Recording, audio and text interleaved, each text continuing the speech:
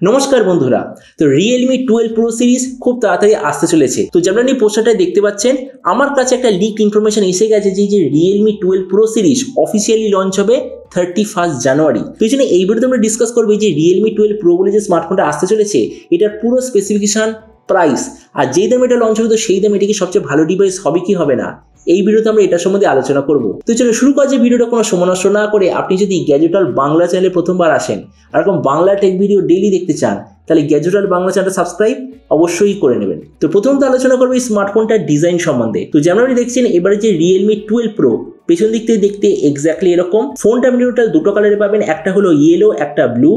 এর থিকনেস হলো 8.75 মিলিমিটার আর ওয়েট 190 গ্রাম।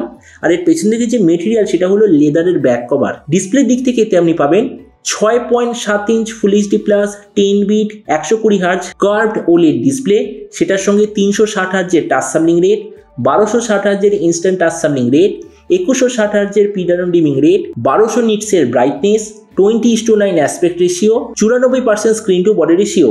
ডিসপ্লে যে সার্টিফিকেশন সেটা হলো HDR10+ সার্টিফিকেশন, আর তার সঙ্গে গোরিলা গ্লাসের ডিসপ্লে প্রোটেকশন। তার মানে সোজা কথা বলতে গেলে প্রাইস পয়েন্ট হিসেবে যে ডিসপ্লেটা ঠিকঠাক আছে।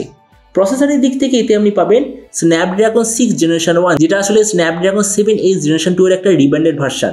আর এর সঙ্গে Realme তরফ থেকে আসে একটা খুব ভালো কোয়ালিটির কুলিং সিস্টেমও পাবেন। কিন্তু এই স্মার্টফোনটা সবচেয়ে মেইন ফিচার হতে চলেছে এর ক্যামেরা, কেননা এতে আপনি পাবেন 50, 8 আর 32 মেগাপিক্সেলের রিয়ার ক্যামেরা, তার সঙ্গে 16 মেগাপিক্সেলের সেলফি। এর যে 50 মেগাপিক্সেলের সেন্সার ওটা হলো IMX 890 সেন্সার। যে 32 মেগাপিক্সেলের সেন্সার ওটা আসলে হলো একটা টেলিফোটো জুম, যেটা আপনাকে 2x অব্দি জুম প্রোভাইড করবে। আর এর মডেল নাম্বার হলো IMX 709। আর যে থার্ড সেন্সার ওটা একটা আল্ট্রাওয়াইড সেন্সার। আর এই রিয়ার ক্যামেরার সঙ্গে আপনি OIS EIS দুটোরই অপশন পাবেন। এই যে স্মার্টফোনটা টোটাল 3টে ভেরিয়েন্টে লঞ্চ হবে, 8/128 GB, 8/256 GB আর 12/256 GB। র্যামের কোয়ালিটিটা LPDDR5, মেমোরিতে আছে UFS 3.1, সেটার সঙ্গে কোনো ধরনের ডেডিকেটেড SD কার্ড স্লট নেই। ব্যাটারির দিক থেকে 5000 mAh ব্যাটারি, সঙ্গে 67 ওয়াটের চার্জার, আর কানেক্টিভিটি হলো USB Type-C। তো এবারই স্মার্টফোনের বাকি কিছু ফিচার বলতে গেলে এতে আপনি পাবেন Android 14 out of the box, কোনো ধরনের 3.5 ইঞ্চ জ্যাক নেই, ডুয়েল স্পিকার, আর যেটার সঙ্গে আছে আন্ডার ডিসপ্লে ফিঙ্গারপ্রিন্ট সেন্সার।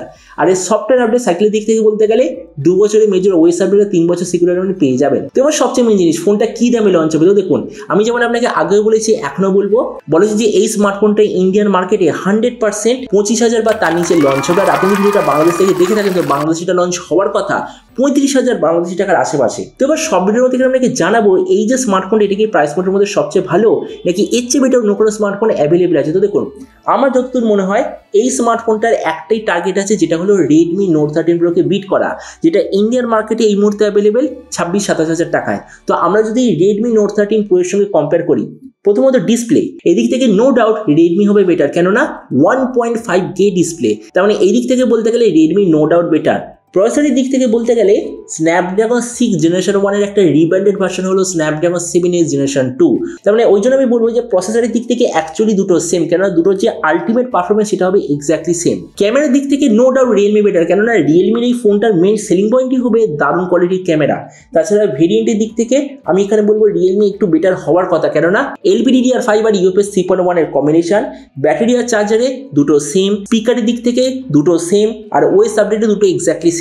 তোমরা দেখুন, ভিডিও লাস্টে আমি এটাই বলবো, যাদের আজকের দিনের টার্গেট আছে 25,000 টাকার আশেপাশে, যারা একটা অলরাউন্ড ব্যালেন্সড স্মার্টফোন নিতে চায়, তো আমার মতো মনে হয় Realme 12 Pro একটা দারুণ চয়েস হবে, মানে একটা দারুণ অল্টারনেটিভ হবে Redmi Note 13 Pro এর। তো এবার আপনি যে কোনো সময় অবশ্যই জানাবেন যে আপনার যদি টার্গেট থাকে আজকের দিনে 25,000 টাকা, তো আপনি কোনটা নিতে চান, Realme 12 Pro নিতে চান নাকি Redmi Note 13 Pro আপনি নিতে চান? এটা সব নিজে কথা বলতে আমাকে একদমই ভুলবেন না। তো চলুন দেখা হবে আগামী একটা টেক ভিডিওতে। Till then stay tuned and always remember, think positive, be positive. Thank you.